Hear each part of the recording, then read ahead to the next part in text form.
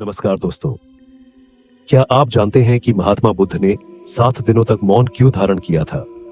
क्या यह मौन उनकी आत्मज्ञान की यात्रा में सबसे बड़ा कारण बना? अगर आप भी जीवन में शांति, आत्मज्ञान और परम सत्य की खोज कर रहे हैं, तो ये कहानी आपके लिए है। आज हम जानेंगे कि महात्मा बुद्ध के अद्भुत और रहस्यमयी उत्तर हमें क्या सिखाते हैं। कैसे मौन और अंतर यात्रा के माध्यम से उन्होंने परम सत्य को प्राप्त किया और तथागत कहलाए। मौन क्यों इतना महत्वपूर्ण है? ये कैसे आपके भीतर की शांति और जागरण की ओर ले जा सकता है? आइए इस प्रेरक कथा के माध्यम से समझते हैं कि अपने हृदय की सुनने की सामर्थ्य कैसे विकसित करें और बाहरी शोर से खुद को कैसे मुक्त करें। तो दोस्तों, इस वीडियो को अंत तक जरूर देखें, क्योंकि इसमें आपको वो रहस्य पता चलेगा जो आपके जीवन में बड़ा बदलाव ला सकता है। कहते हैं, महात्मा बुद्ध जब ज्ञान को प्राप्त हुए तो उन्होंने 7 दिनों तक मौन साधा। इस मौन में ऐसा कुछ था जो शब्दों में कहा नहीं जा सकता। यह कोई साधारण चुप्पी नहीं थी, यह उनके भीतर जागे हुए सत्य का संगीत था। लेकिन सवाल यह है, बुद्ध ने ऐसा क्यों किया और मौन में ऐसा क्या है जो हमारी जिंदगी बदल सकता है? जब बुद्ध ने आत्मज्ञान प्राप्त किया तो उनके मन में ऐसा संतोष, ऐसी शांति थी कि बोलने की इच्छा ही खत्म हो गई।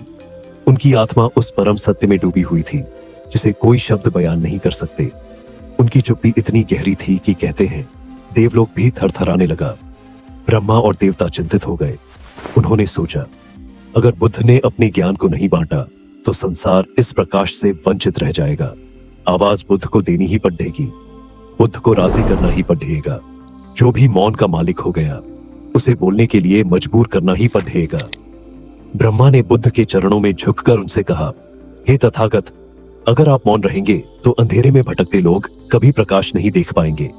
कृपा कर बोले, ताकि आपकी अनुभव का प्रकाश सभी तक पहुंचे। कहते हैं, ब्रह्मा सभी देवताओं के साथ बुद्ध के सामने मौजूद हुए। वे उसके चरणों में झुके। हमने देवत्व से भी ऊपर रखा है बुद्धत्व को। सारे संसार में ऐसा नहीं हुआ। हमने बुद्धत्व को देवत्व के ऊपर रखा है। कारण है, देवता भी तरसते हैं बुद्ध होने को। देवता सुखी होंगे, स्वर्ग में होंगे। अभी मुक्त नहीं है, अभी मोक्ष से बढ़े दूर है। अभी उनकी लालसा समाप्त नहीं हुई है, अभी तृष्णा नहीं मिटी है, अभी प्यास नहीं बुझी है। उन्होंने और अच्छा संसार पा लिया है और सुंदर स्त्रियां पाली हैं। कहते हैं, स्वर्ग में कंकदाच पत्थर नहीं है, हीरे जवाहरात हैं। कहते हैं, स्वर्ग में जो पहाड़ है वे शुद्ध स्फटिक माणिक के हैं। कहते हैं, स्वर्ग में जो फूल लगते हैं वे मुरझाते नहीं। परम सुख है, लेकिन स्वर्ग से भी गिरना होता है, क्योंकि सुख से भी दुख में लौटना होता है। सुख और दुख एक ही सिक्के के पहलू हैं। कोई नरक में पड्ढा है, कोई स्वर्ग में पड्ढा है। जो नरक में पड्ढा है वह नरक से बचना चाहता है, जो स्वर्ग में पड्ढा है वह स्वर्ग से बचना चाहता है।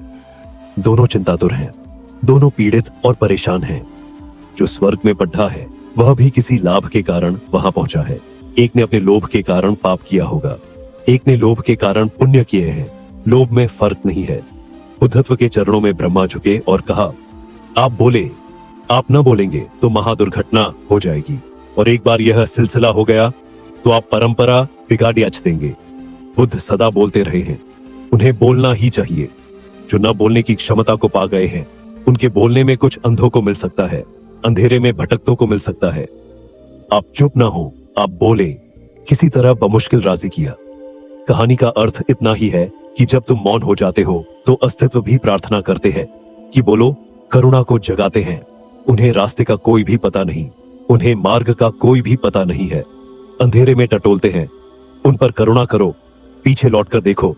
साधारण आदमी वासना से बोलता है, बुद्ध पुरुष करुणा से बोलते हैं। साधारण आदमी इसलिए बोलता है कि बोलने से शायद कुछ मिल जाए। बुद्ध पुरुष इसलिए बोलते हैं कि शायद बोलने से कुछ बंट जाए। बुद्ध इसलिए बोलते हैं कि तुम भी साझीदार हो जाओ उनके परम अनुभव में। पर पहले शर्त पूरी करना पड़ती है, मौन हो जाने की, शून्य हो जाने की। जब ध्यान खिलता है, जब ध्यान की वीणा पर संगीत उठता है, जब मौन मुखर होता है, तब शास्त्र निर्मित होते हैं।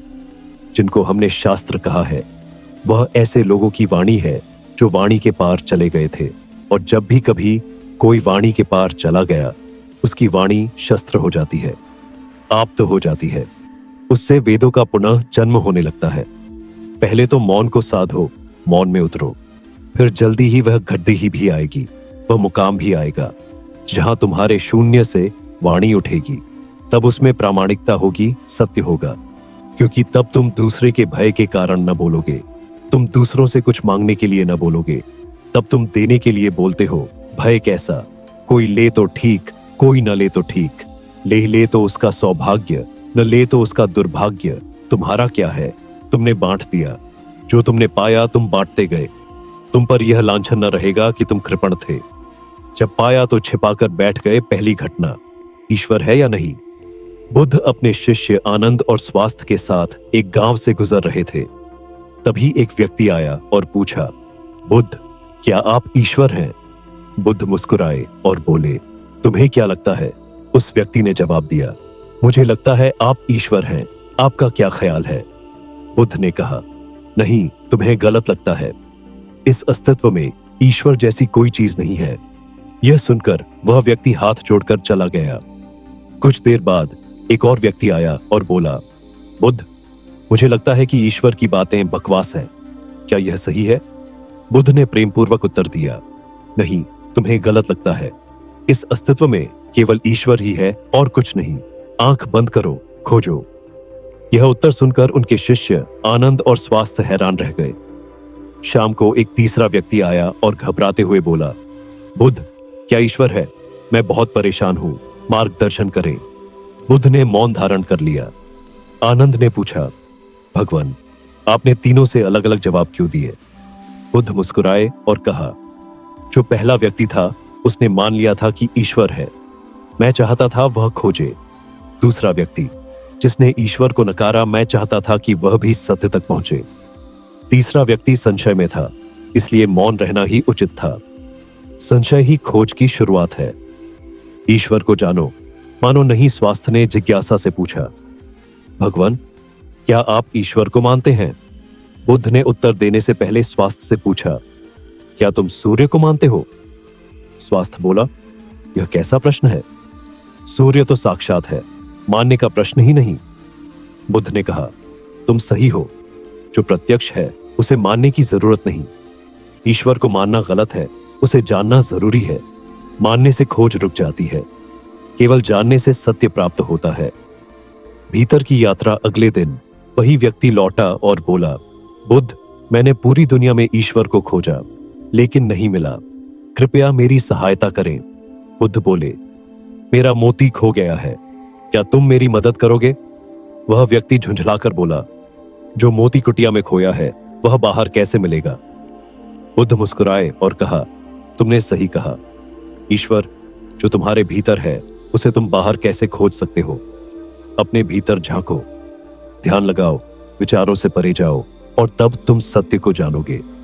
सत्य की खोज बुद्ध ने हमें सिखाया है कि ईश्वर को मानने या नकारने से सत्य तक नहीं पहुंचा जा सकता। केवल अनुभव और आत्म खोज से ही सत्य का बोध होता है। तो दोस्तों, यदि आप भी सत्य को जानना चाहते हैं तो भीतर झांके और खुद को खोजें।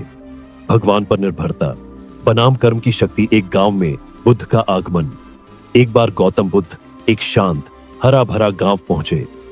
इस गांव के लोग अपनी समस्याओं और दुखों के लिए भगवान को दोषी ठहराते थे। गांव के बाहर एक विशाल बरगद के पेड़ के नीचे बुद्ध ने विश्राम किया। धीरे धीरे गांव वाले उनके पास इकट्ठा होने लगे। उन्होंने सुना था कि बुद्ध के शब्द जीवन बदलने वाले होते हैं। बुद्ध का संदेश। बुद्ध ने कहा, पहला किसान केवल भगवान पर निर्भर था, लेकिन उसने कर्म नहीं किए। दूसरा किसान भगवान में विश्वास के साथ कर्म करता रहा। यही कारण है कि वह सफल हुआ। भगवान तुम्हारे भीतर है। बुद्ध ने समझाया कि भगवान को बाहरी शक्ति मानने के बजाय उसे अपने भीतर खोजो। हमारे विचार, कर्म और इच्छाएं ही हमारे जीवन को बनाते और बिगाड़ते हैं। बिना कर्म किए केवल पूजा और प्रार्थना से कोई सुखी नहीं हो सकता। सीख। दोस्तों, यह कहानी हमें सिखाती है कि कर्म ही हमारे जीवन का आधार है।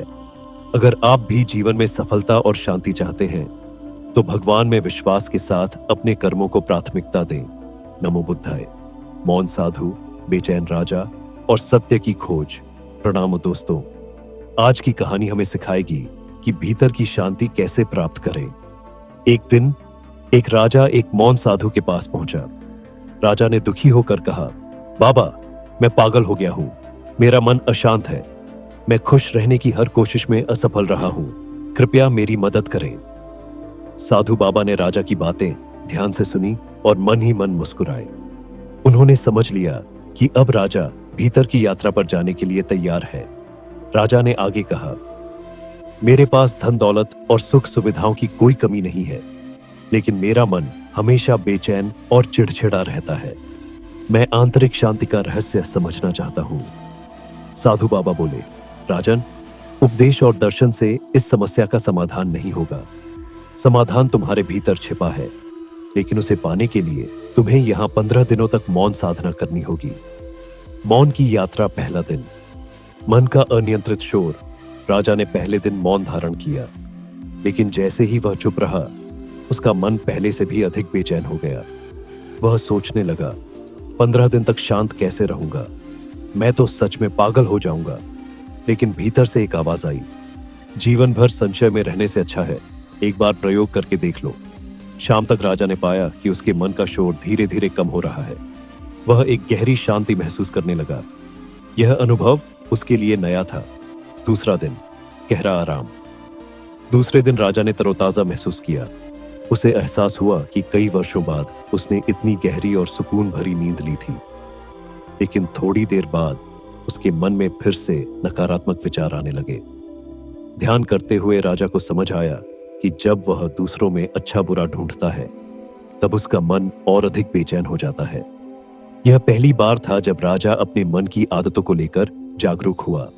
तीसरा दिन, सांसों की शांति।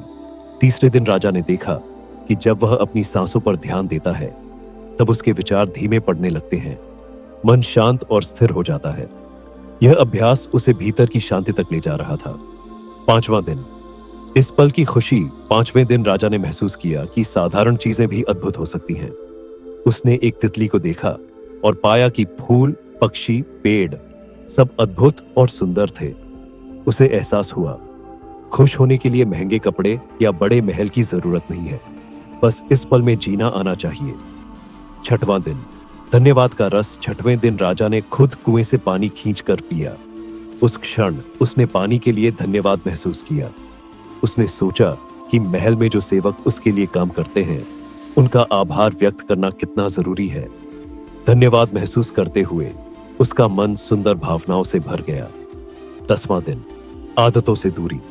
10वें दिन राजा ने गहरी समझ पाई, समस्या मेरे मन में नहीं, बल्कि मेरी आदतों में है। मुझे बस अपनी आदतों को सतर्कता से देखना है और उनसे दूरी बनानी है। इस समझ ने राजा को जजमेंट और शिकायत से मुक्त कर दिया। उसका मन हल्का और शांत हो गया। 11वां दिन, आनंद में डुबकी। एक रात राजा खुले आसमान के नीचे लेटा। उसने तारों के बीच के खालीपन को देखा। उस खालीपन ने उसके मन को भी खाली कर दिया। उसकी आंखों में आंसू आ गए। उसने जाना कि खाली मन ही आनंद का सागर है। 15वां दिन, मौन की जीत। 15वें दिन जब राजा साधु बाबा से मिला, तो उसके चेहरे पर बच्चों जैसी मुस्कान थी। राजा अब पूरी तरह से शांति को जान चुका था। उसने साधु बाबा को प्रणाम किया और अपने महल लौट गया। दोस्तों, अगर आपका मन भी अशांत रहता है, तो सबसे पहले जरूरत से कम बोलें। मौन रहने से हमें अपने भीतर झांकने का समय मिलता है। जब हम अपने मन के रिएक्शंस को देखते हैं, तो समझते हैं कि समस्या हमारे जजमेंट में है। शांत मन सुंदरता और आनंद से भर जाता है। धन्यवाद की भावना से मन में सकारात्मकता आती है। तो क्यों ना आज से हम भी अपने भीतर की यात्रा शुरू करें। अगर यह कहानी आपको प्रेरणा देती है, तो वीडियो को लाइक करें, शेयर करें और चैनल को सब्सक्राइब करना न भूलें और अपनी राय कमेंट में जरूर दें। मिलते हैं अगली प्रेरणादायक कहानी में। धन्यवाद।